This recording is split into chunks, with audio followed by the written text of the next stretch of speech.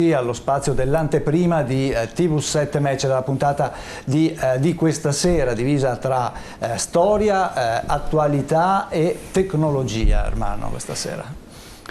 Sì, abbiamo tre argomenti, torniamo sul memento, abbiamo Venezia e le carenze di un intervento su Venezia che sempre peggiora sempre la situazione, e ne parleremo. La visione della tecnologia che deve essere applicata sul lagono di Venezia non è stata affrontata nel suo insieme, solo nei dettagli, e quindi si rischia di perdere il concetto generale della ristrutturazione del bacino della laguna e di cosa servirà a Venezia nei prossimi anni.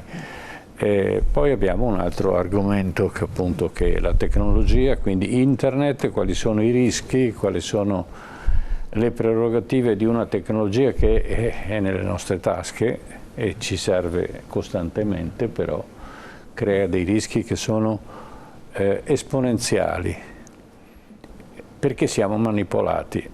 Quanto serve e quanto serviamo noi agli altri, questo è il punto. E poi naturalmente da una tecnologia di pace si sta trasformando in una tecnologia di guerra, e quindi anche questo ne parleremo.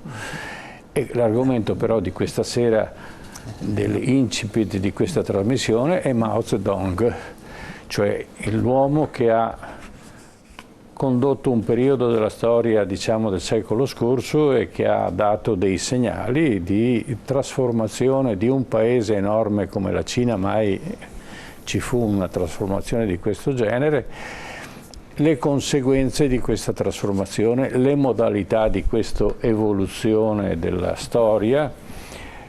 Ci domandiamo se non ci fosse stato Mao Zedong le cose come sarebbero andate. Ora, difficile nella storia dire risolvere i problemi coi se e coi ma comunque ci lascia un passato e un'esperienza veramente inquietante. Inquietante, certo.